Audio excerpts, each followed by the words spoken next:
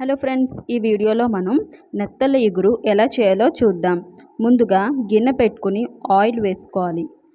అందులో 2 ఉల్లిపాయలు కచ్చాపచ్చగా గ్రైండ్ చేసుకుని ఆ పేస్ట్ అందులో వేసుకుని పచ్చివాసన పోయే వరకు వేయించుకోవాలి. అందులో ఒక పచ్చిమిర్చి, కరివేపాకు వేసుకుని కలుపుకోవాలి. ఇప్పుడు మరొక స్టవ్ ఆన్ చేసుకుని గిన్నె పెట్టుకోవాలి. అందులో ఆయిల్ వేసుకుని శుభ్రంగా క్లీన్ చేసుకున్న నెత్తలు వేసుకోవాలి.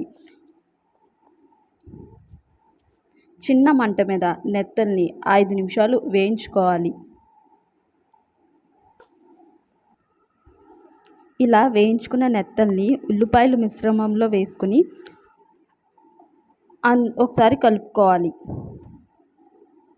ఇప్పుడు అందులో అల్లం వెల్లుల్లి పేస్ట్, ఉప్పు, కారం,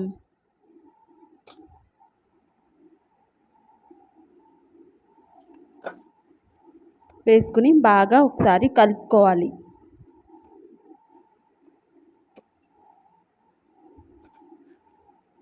బాగా కలుపుకున్న తర్వాత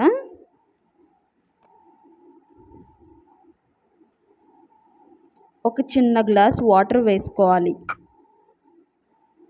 వాటర్ వేసుకుని మళ్ళీ ఒకసారి బాగా కలుపుకోవాలి.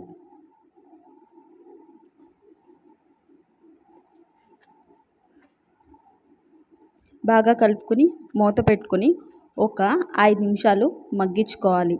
5 నిమిషాలు మగ్గిన తర్వాత మూత తీసి చూస్తే ఆయిల్ ఇలా పైకి తేలుతుంది కదా, అంతే. మన కర్రీ నెత్తలి ఇగురు రెడీ. మీరు కూడా ట్రై చేసి ఎలా ఉందో నాకు కామెంట్లో చెప్పండి.